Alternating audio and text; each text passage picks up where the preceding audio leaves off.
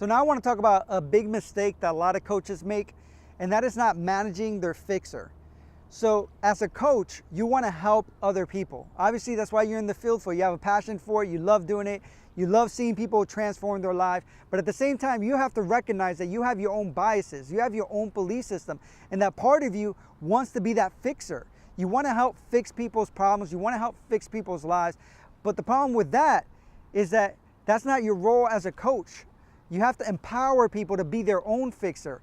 So when you're interrupting people, when you're telling them exactly what to do, you're not empowering them, and you're basing your belief system, what's best for someone else, on your belief system of what works for you.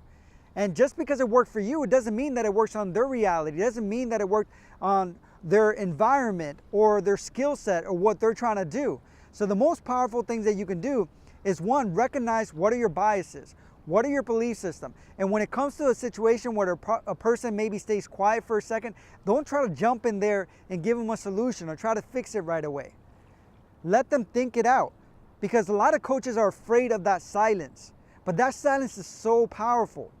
Actually, I love the silence. I love that awkward moment, because when you have the awkward moment with your client sometimes, when it's just silent in the room, what happens is that their brain feels a little anxious and they want to come up with a solution. They want to come up with an answer, and they come up with it even if they didn't think it was there sometimes, because their brain is telling them to. But if you jump and try to be the rescuer, if you jump and try to tell someone what they should be doing or what they shouldn't be doing, what happens is that you block that creative process for them. You don't allow them to actually think for themselves and say, what can I do with my set of tools, with my set of circumstances that can actually transform my life in this situation? And don't get me wrong, part of your role is to help brainstorm what they have accessible to them, what they have accessible emotionally in their environment, experiences that they have, but you have to allow them to be the problem solver. Because again, if you are that problem solver, what you're doing is that you're taking away their ability to solve their own problems. And what you're also doing is believing that your solution is the right solution, not knowing if it'll actually work in their life. Hope that helps.